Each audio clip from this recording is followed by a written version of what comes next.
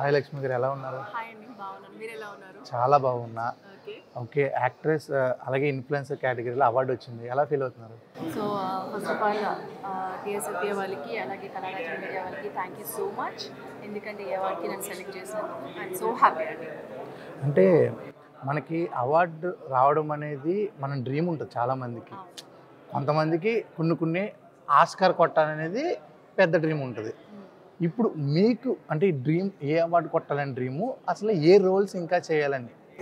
యాక్చువల్గా అవార్డ్స్ అనేది ఒక్కొక్క కేటగిరీ ఉంటుంది. బట్ చాలామంది కష్టపడి ఒక నేమ్ వచ్చినా కానీ అవార్డు తీసుకుని వాళ్ళు చాలామంది ఉన్నారు. బట్ చాలా తక్కువ టైంలో ఇలాంటి అవార్డు రావడం నాకు చాలా సంతోషంగా ఉంది. సో ఇంకా మరిన్ని అవార్డ్స్ కూడా రావాలని మనస్ఫూర్తిగా కోరుకుంటున్నాను. Thank you. ఓకే, ఇప్పుడు అంటే బిగ్ బాస్ 9 అనేది రావడం జరిగింది.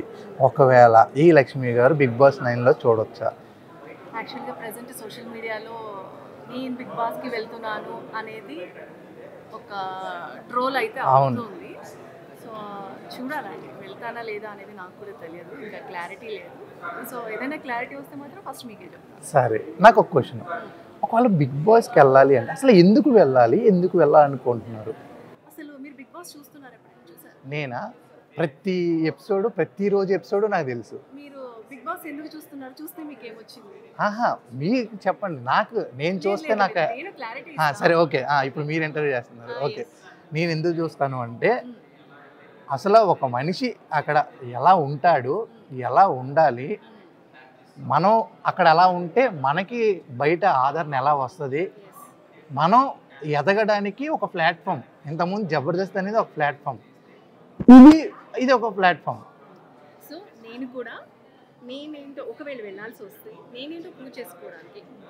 బేసిక్గా అంటే మనల్ని స్క్రీన్ మీద చూస్తూ ఉంటారు, లేక సోషల్ మీడియాలో చూస్తూ ఉంటారు.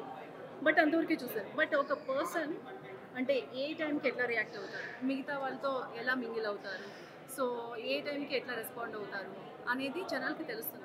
సో దాన్ని బట్టి ఓకే వీళ్ళ మెంటాలిటీ ఇట్లా ఉంటుంది, వీళ్ళు ఇలా ఉంటారు అని చెప్పేసి ఒక క్లారిటీ వస్తుంది.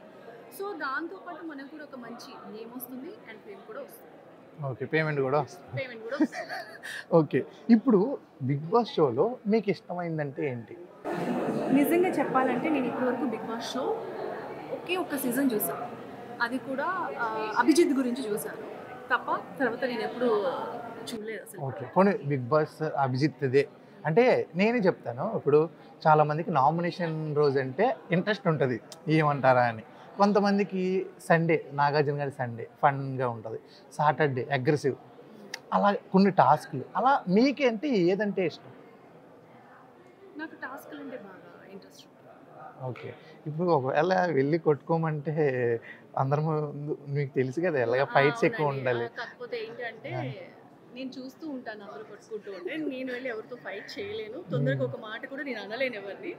బట్ ఏమో బిగ్ బాస్లోకి వెళ్ళాక ఫైట్ చేయొచ్చేమో, చెప్పలేము. బిగ్ బాస్లో వెళ్ళాక కంపల్సరీ. మీకు ఒక విషయం చెప్పనా, ఈ డైలాగ్ ఉంటుంది కదా, హీరో విలన్ కొట్టుకుని కమెడియన్ చంపేసినట్టు కూర్చుని ఉన్న వాళ్ళ మీద ఎక్కువ పడుతుంటాయి బిగ్ బాస్లో. మరి ఏం చేస్తున్నావు నువ్వు, నీకు ఒక సోషల్ రెస్పాన్సిబిలిటీ లేదా, ఇద్దరు కొట్టుకుంటుంటే అని ఉంటుంది కదా, ఆయా కేటగిరీ. సో అట్లా అయితే అంటే ఎవరైనా ఫైట్ చేసుకుంటూ ఉంటే వెళ్ళి చెప్పడం, మాట్లాడడం, ఇద్దరిని కొంచెం ఏది చేయడం, కూల్ చేయడం అట్లా చేస్తాం. బట్ ఎవరితోనో ఒకరితో ఫైటింగ్ నేను వెళ్ళాల్సి వస్తే మాత్రం నేను ఫైట్ ఎక్కువ చేయలేను. మాటలతో లేదు, కంటి చూపుతో బాలకృష్ణ గారి లాగా భయపెట్టేస్తాను అంతే. కంటి చూపుతో అంతే, ఎక్కువ మాట్లాడాను. సూపర్. నాకు ఎందుకో మిమ్మల్ని చూడాలనిపిస్తుంది. చూడాలనిపిస్తుంది. చూడాలనుకోక తప్పు లేదు, కానీ ఒక వైపే చూడు, రెండో వైపు చూడాలనుకోక కాదు, బయటే చూడు, బిగ్ బాస్ లో చూడకన్నట్టు చెప్తుంది. 100% అంతే కదా. ఓకే, ఒక మంచి పాట పాడండి ఒకసారి. నేను ఇప్పటి వరకు బేసిక్గా అందరూ సింగర్స్ ఇట్లా బాత్రూమ్ సింగర్, బెడ్రూమ్ సింగర్ అట్లా అంటూ ఉంటారు కదా. బేసిక్గా నేను సింగర్ కాదండి. నేను కనీసం కిచెన్లో కూడా ఎప్పుడు పాట పాడలేదు. నేను ఇప్పుడు పాట పాడాలంటే మీకేమైనా జరిగితే మీ ఫ్యామిలీకి నేనేం చెప్పాలి? ఏం చెప్పక్కర్లే, నాకు ఏం జరిగినా ఈవిడికి సంబంధం లేదు. ఓకే, రెడీ అండి. పాట పాడమన్నారు కాబట్టి వందే మాతరం,